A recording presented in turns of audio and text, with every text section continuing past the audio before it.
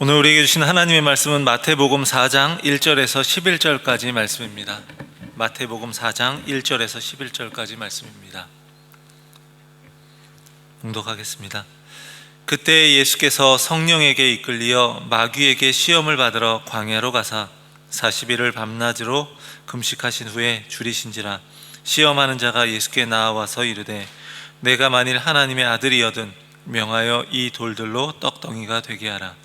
예수께서 대답하여 이르시되 기록되었으되 사람이 떡으로만 살 것이 아니요 하나님의 입으로부터 나오는 모든 말씀으로 살 것이라 하였느니라 하시니, 이에 마귀가 예수를 거룩한 성으로 데려다가 성전 꼭대기에 세우고 이르되 내가 만일 하나님의 아들이여든 뛰어내리라. 기록되었으되 그가 너를 위하여 그의 사자들을 명하시리니 그들이 손으로 너를 받들어 발이 돌에 부딪히지 않게 하리로다 하였느니라. 예수께서 이르시되 또 기록되었으되 주 너의 하나님을 시험하지 말라 하였느니라 하시니, 마귀가 또 그를 데리고 지극히 높은 산으로 가서 천하 만국과 그 영광을 보여 이르되 만일 내게 엎드려 경배하면 이 모든 것을 내게 주리라. 이에 예수께서 말씀하시되 사탄아 물러가라. 기록되었으되 주 너의 하나님께 경배하고 다만 그를 섬기라 하였느니라. 이에 마귀는 예수를 떠나고 천사들이 나와서 수종드니라. 아멘. 오늘 예배 가운데 오신 우리 사랑하는 모든 성도님들에게 하나님께서 은혜 주시기를 원합니다. 우리 다른 종교랑 비교할 때 우리 기독교에서 뚜렷하게 나타나는 특징이 무엇인가요? 그것은 인간을 구원하시기 위해 하나님이 인간이 되셨다는 것입니다. 그분이 바로 이 땅에 육신의 몸을 입고 오신 바로 예수님입니다. 예수님은 완전한 하나님이신데 또한 완전한 인간입니다. 완전한 하나님, 완전한 인간. 복음서에서 나타난 그분의 탄생, 성장, 공생의 죽음을 통해서 우리는 예수님이 완전한 인간이라는 것을 알 수 있습니다. 예수님이 이 땅에 오셔서 완전한 인간이 되셨기 때문에 인간을 대신해서 십자가에서 죽으신 것이고 또 인간을 죄에서 구원할 수 있었던 거예요. 오늘 본문 앞에서는요, 예수님께서 세례 요한에게 세례 받으시는 장면이 나옵니다. 공생애를 시작하시기 전에 세례를 받으시는 거예요. 그런데 예수님이 세례 요한에게 세례를 받기 위해서 요단강으로 오시니까 세례 요한이 굉장히 예수님에게 세례 주기를 주저합니다. 그분이 메시아인 걸 알기 때문에 그렇죠. 예수님은 죄인이 아니시기 때문에 세례를 받을 필요가 없습니다. 그런데 죄가 없으신 예수님께서는 죄인을 구원하시기 위해서 자신을 보내신 하나님 아버지의 뜻을 따라서 세례 요한에게 세례를 받으십니다. 예수님은 죄인이 아닌데 회개의 의미로 받는 그 세례를 받으심으로써 자신을 스스로 죄인들과 같이 되게 하신 거예요. 그러니까 그 자리로 내려가신 거죠. 예수님이 세례를 받으시고 물에서 올라오실 때 하늘이 열리고 성령이 임하셨다 이야기하죠. 하늘로부터 소리가 들립니다. 하나님의 음성이에요. 이것은 내용이 이렇습니다. 이는 내 사랑하는 아들이요 기뻐하는 자라. 아주 굉장히 유명한 구절입니다.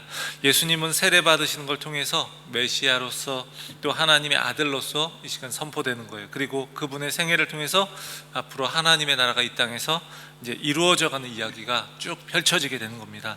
하나님의 아들이 죄인들을 대표해서 세례를 받으시는 건요, 대속적인 죽음을 예고하는 겁니다. 대신 이제 죽음을 당하시는 거죠.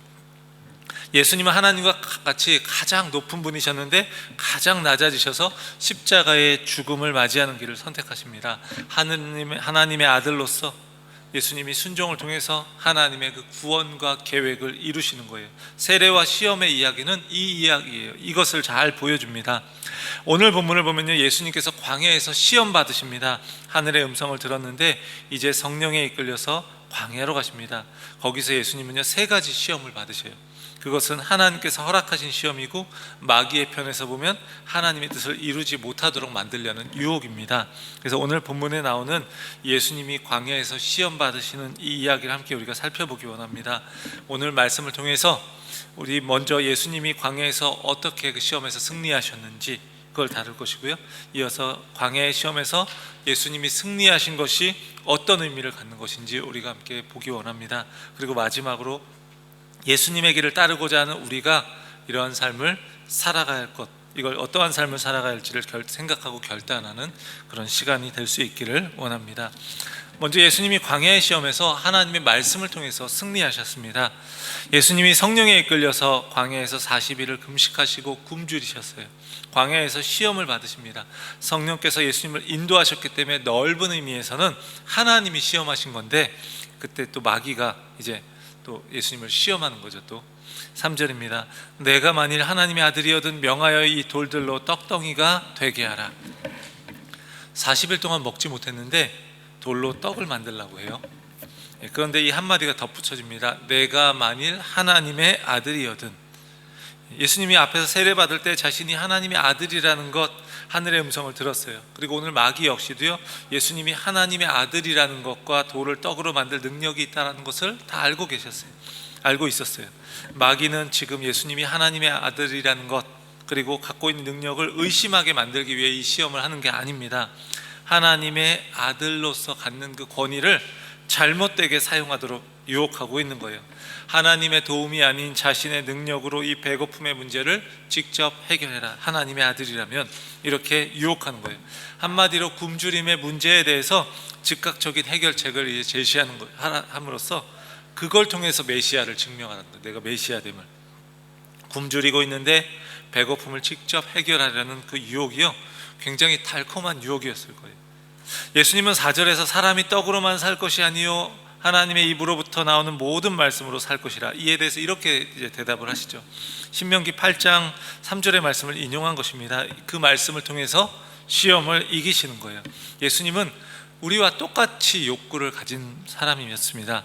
완전한 인간이라고 했잖아요.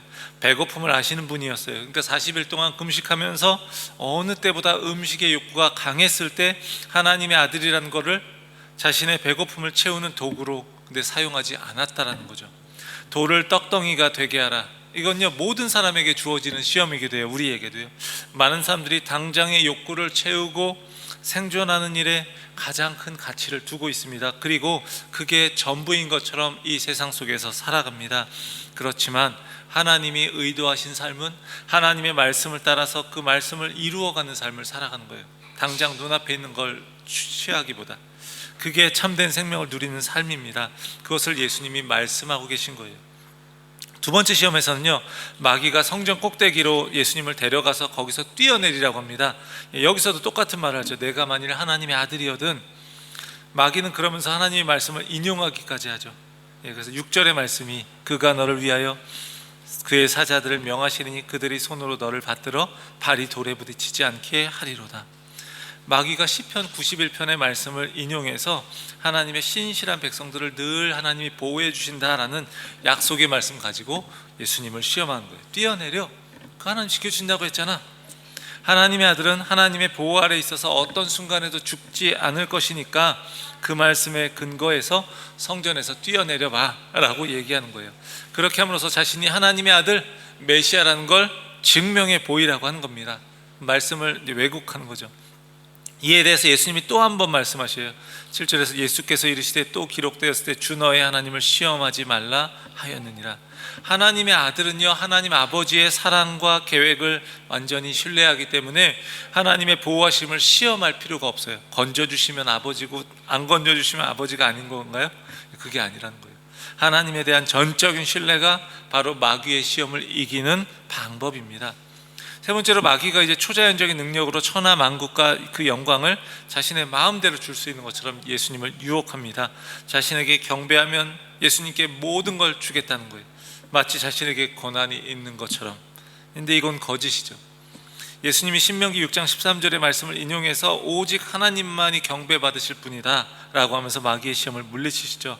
예수께서 이르시되 또 기록되었을 때 사탄아 물러가라. 기록되었을 때 주 너의 하나님께 경배하고 다만 그를 섬기라. 예수님이 받을 영광은요, 마귀를 통해서가 아니라 하나님을 통해서 주어지는 거예요. 그것은 예수님의 십자가 죽음과 부활을 통해서 이루어지는 겁니다. 주어지는 거죠. 하나님의 아들은요, 영광을 얻기 전에, 그러니까 고난을 먼저 받아야 되는 거예요. 하나님의 아들은 이 세상의 영광을 얻기 위해서 오신 것이 아닙니다. 하나님의 나라는 예수 그리스도의 고난과 죽음으로 이루어지는 나라인 거예요. 그러니까 예수님은 자신이 메시아라는 것을 이런 기적이 아니라, 이런 무슨 매직쇼가 아니라 십자가의 고난과 죽음으로 나타내셔야 하는 거예요. 사랑하는 성도 여러분, 마귀의 세 가지 시험, 이것을 물리치고 승리하신 예수님의 모습을 통해서 우리는 무엇을 깨닫습니까? 하나님을 온전히 신뢰하고 하나님의 말씀을 의지하는 게 이 광야 같은 현실을 지나가는 데 있어서 승리하는 길이라는 걸 보여주는 겁니다.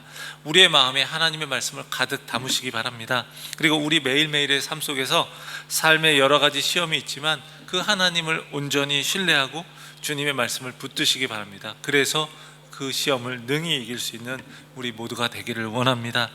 두 번째로요, 예수님의 승리는 하나님의 백성과 백성의 그 실패를 회복하는 의미가 있어요. 예수님이 받으신 광야의 시험은 단지 개인이 받는 작은 시험 정도가 아니라는 거예요. 그것은 먼저 두 번째 아담으로서 인간을 대표해서 받으시는 시험입니다. 아담은 실패했죠. 근데 우리는 이미 그 시험의 결과를 다 알고 있지만 이제 두 번째 아담에게 그 시험이 주어졌을 때 이런 질문이 생기는 거예요. 두 번째 아담은 하나님께 완전히 순종해서 의로운 자로 설 수 있을까? 예수님마저 실패하면 이제 다 끝인 거죠. 근데 예수님은 그렇게 할 수 있을까? 아담이 실패해서 했는데 두 번째 아담이신 예수님은 하나님께 완전히 순종해서 의로운 자로 설 수 있는가? 이런 질문을 우리는 할 수 있는 거죠. 이 이야기를 모른다고 생각하고요, 그냥 처음 읽는다고 생각하고요. 예수님이 광야에서 마귀에게 시험받은 것과 같이 아담은 에덴에서 뱀에게 유혹을 받습니다. 선악과를 먹으면 죽지 않고 하나님과 같이 될 것이야 라고 하는 이 유혹을 받는 거죠. 그리고 아담은 이 시험에서 실패했어요. 불순종했어요. 아담은 하나님과 늘 함께하는 에덴 동산이라고 하는 아주 좋은 환경 속에 있었지만 하나님께 순종하는 데 실패했습니다. 그에 비해서 예수님은 광야라고 하는 더욱더 좋지 않은 그런 환경 속에서 시험을 겪으셨어요. 승리하기가 더욱더 어려운 조건이었습니다. 하지만 예수님은요, 이 시험을 하나님의 말씀으로 능히 이겨내셨습니다. 그 다음에 예수님이 광야에서 40일 동안 금식한 것, 이것과 신명기 말씀을 가지고 계속해서 시험을 이기신 것을 통해서 이제 이스라엘 백성들을 연결지어 볼 수 있습니다. 우리 신명기 말씀 봤잖아요. 그동안 40일에 40이라고 하는 숫자, 여기서 우리는 떠올릴 수 있는 게 이스라엘의 광야 40년을 떠올릴 수 있습니다. 이스라엘 백성들이 40년 동안 광야 생활하면서 하나님께 시험을 받았고 그 시험 가운데 하나님을 신뢰하지 못하고 계속 불평하고 원망하고 불순종함으로 실패했었죠. 뿐만 아니라 이스라엘은요, 그 역사 속에서도요, 반복해서 하나님을 배반하고 우상을 섬기고 성전을 더럽히고 하는 실패의 역사를 썼습니다. 이스라엘의 그 모든 역사가 바로 이런 시험의 과정이었는데 그들은 결국 실패한 거예요. 아담은 순종하는 일에 실패함으로써 에덴 동산에서 쫓겨났습니다. 이스라엘 백성들은요, 하나님이 약속하신 땅에 들어가 살려면 순종하는 백성이어야 했어요. 그런데 그들은 가나안 땅에 들어갔지만 불순종함으로써 그로 인해 그 땅에서 쫓겨나고 말았습니다. 그런데 하나님의 아들 예수 그리스도께서는 하나님 나라에 들어갈 수 없는, 거기서 쫓겨나야 할 우리 죄인들을 위해서 대표로 시험 받으시고 고난을 당하신 거예요. 대표성의 원리인 거죠. 아담이 범죄함으로 인해서 온 세상에 죄가 들어왔고 죄로 인해서 하나님과의 관계, 인간과의 관계, 인간과 피조물의 관계, 자연과의 관계가 다 깨어졌어요. 아담이 범죄함으로 인해서 모든 인간이 범죄한 것입니다. 이런 것과 비슷한 거죠. 이번에 얼마 전에 이제 아시안컵 축구가 끝났는데 우리 국가대표팀이 4강에서 져서 탈락했어요. 감독도 바뀌고 막 그랬는데 이제 11명이 뛰었잖아요. 근데 11명이 뛰었는데 대한민국이라는 나라의 대표로 뛰었기 때문에 그들이 패한 것이 대한민국이 패한 것이 된 거죠. 우리 혹시 여기 중에 몇몇 분들이 나는 이걸 받아들일 수 없다, 내가 뛰면 이길 것 같다 라고 하면서 다시 경기를 하자고 우기면 경기를 다시 할 수 있나요? 그럴 수 없습니다. 앞에서 이야기한 것처럼 그들이 대표로 뛴 것이 바로 우리나라가 뛴 것이 되는 거죠. 아담의 죄로 인해서 모든 인간이 죄인이 되었다면 이제 인간의 몸을 입고 오신 예수님이 이제 시험을 당하시는 거예요. 이 시험에 모든 인간의 운명이 달려 있는데 예수님께서는 순종함으로 승리하셨다는 거죠. 아담의 실패를 극복하고 이제는 회복의 길을 여신 거예요. 완전한 인간으로 이 땅에 오신 예수님은요, 자신의 백성들이 겪었던 그 시험을 함께 겪으셨습니다. 예수님이 진정한 인간으로 이 땅에 존재한다는 건 무엇을 의미합니까? 시험과 고난을 피할 수가 없다는 거예요. 히브리서 4장 15절을 보면요, 이렇게 이야기합니다. 우리에게 있는 대제사장은 우리의 연약함을 동정하지 못하실 이가 아니요 모든 일에 우리와 똑같이 시험을 받으신 이로되 죄는 없으시니라. 그러니까 예수님은 다 이해하신다는 거죠. 우리를. 아담도 실패했고 이스라엘도 실패했는데 예수님은 그 시험을 통과하셨어요. 새로운 아담으로서, 새로운 이스라엘로서 예수님은 하나님께 온전한 순종을 드리셨어요. 그리고 이렇게 그들의 실패를 극복하십니다. 예수님은 광야에서 40일 동안 시험 받으셨고 순종으로 승리하셨는데 이후에도 이 땅에서 사시는 동안 계속적으로 고난을 지나셨는데 그 정점은 바로 십자가입니다. 이 땅에 완전한 인간으로 오신 예수님은요, 그 백성들과 똑같이 고난을 겪으셨는데 아담과는 다르게 하나님께 온전히 순종하셨습니다. 그 순종을 가장 잘 보여주는 것이 바로 십자가의 죽음입니다. 예수님은 광야에서 아버지의 뜻에 순종함으로 시험을 물리치셨는데 그분이 경험한 광야는 여기가 끝이 아니셨어요. 그분은 겟세마네 동산에서 더 깊은 고난의 광야를 경험해야 했습니다. 그 고난을 피하고 싶으셨는데 그분은 하나님의 뜻에 순종할 것을 결단하셨습니다. 그리고 십자가의 죽음의 길로 가셨습니다. 마가복음 14장 36절을 보면 그분이 고뇌가 나타납니다.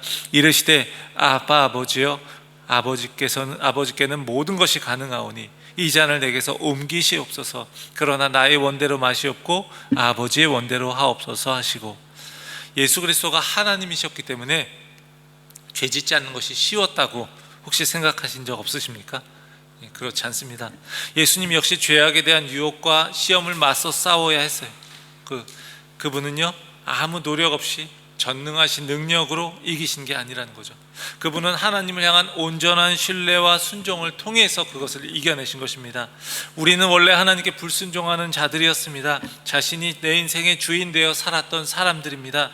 성경은 그것을 가리켜서 죄인이라고 이야기합니다.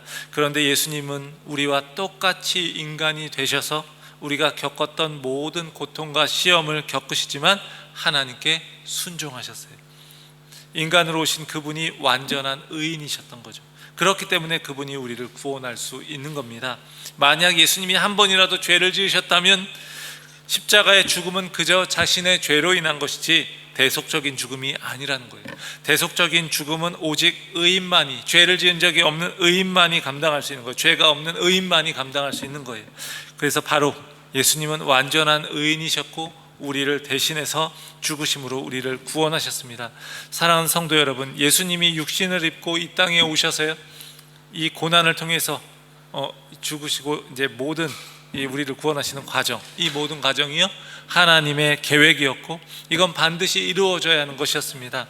실패한 아담과 이스라엘처럼 불순종하고 실패한 우리들이지만 승리하신 예수님으로 인해서 우리는 회복의 소망을 가질 수 있는 줄 믿습니다. 그리고 그 회복의 소망을 갖기를 간절히 원합니다. 우리와 같이 시험 당하신 그분이 주시는 힘을 의지해서 우리가 믿음으로 승리할 수 있기를 원합니다. 마지막으로 예수님을 따르는 우리는요, 예수님의 능력을 의지해야 하는 거예요. 예수님이 이 땅에 오셔서 인간이 되셔서 광야의 시험을 겪으셨고 말씀으로 승리하셨어요. 그리고 그 승리를 통해서 자신의 백성들의 그 실패를 회복시켜 주셨어요. 그리고 그분으로 인해서 회복된 우리는 이제 그분의 능력을 의지해야 하는 거죠. 우리가 시험 또는 유혹으로 인해서 죄의 위험에 빠질 때가 참 많습니다. 그런데 우리가 죄와 피 흘리기까지 싸우며 그 죄를 벗고자 할 때 예수님께서는요, 자신의 경험을 우리에게 알려주실 것입니다. 그리고 십자가의 능력을 통해서 우리를 승리하게 하실 것입니다. 히브리서 2장 18절은 이렇게 이야기합니다. 그가 시험을 받아 고난을 당하셨은즉 시험 받는 자들을 능히 도우실 수 있느니라. 예수님은 우리가 겪는 시험과 고난을 이미 겪으셨기 때문에 우리를 도우실 수 있는 분입니다. 그분은 저 멀리 떨어져서 우리의 삶을 전혀 이해하지 못하는 그런 신이 아니라는 거예요. 그분은 우리의 삶의 고통과 아픔을 다 겪으셨습니다. 그러니 누구보다 우리를 잘 이해하시는 분이에요. 우리의 인생은요, 시험의 연속입니다. 마귀의 유혹은요, 더 달콤해 보이고 그것을 얻으면 유익해 보이기 때문에 더 큰 시험인 거예요. 우리가 그게 정말 괴로워 보이면 우리가 그 유혹에 넘어가지 않을 거예요. 근데 달콤해 보이는 거죠. 결정적인 순간에 하나님의 말씀을 따를 것인가, 다른 어떤 것을 의지할 것인가, 나의 안락함을 위해서 또 불의를 또 악을 그냥 넘어갈 것인가? 거기에 나를 내어줄 것인가? 아니면 하나님 앞에서 우리는 겸손하게 엎드릴 것인가?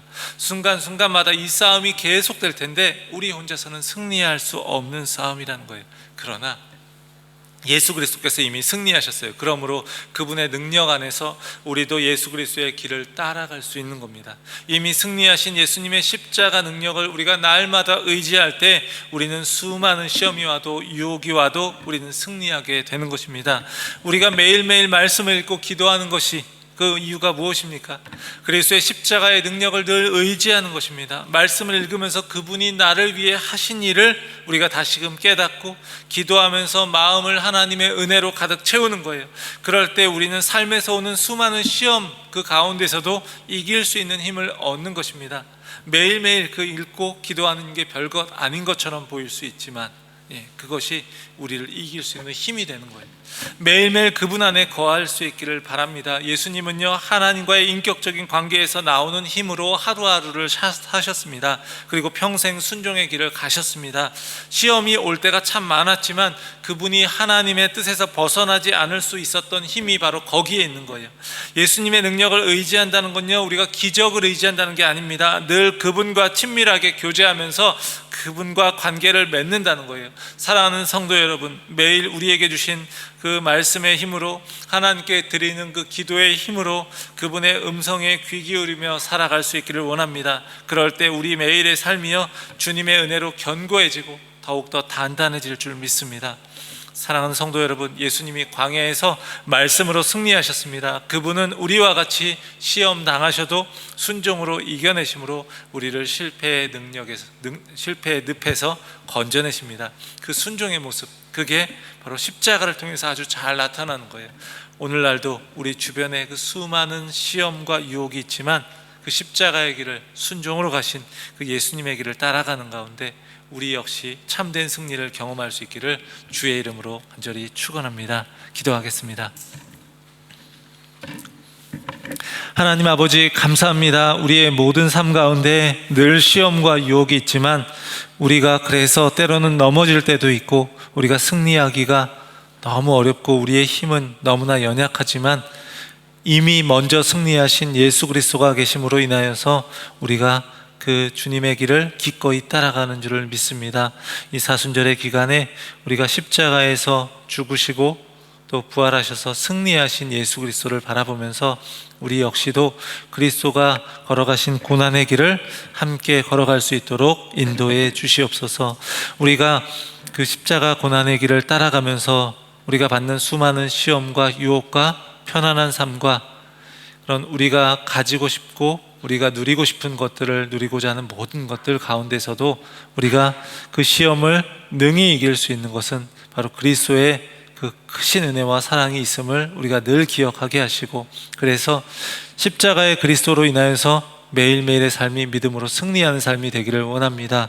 날마다 우리가 함께 주님과 교제하고 인격적인 관계를 맺으며 말씀을 우리의 마음에 담고 기도하는 가운데 정말로 새 힘을 주시는 하나님을 경험하게 하시고, 그래서 시험과 유혹에도 능히 승리할 수 있는 우리의 모습 되기를 간절히 원합니다. 우리 주 예수 그리스도의 이름으로 기도합니다. 아멘.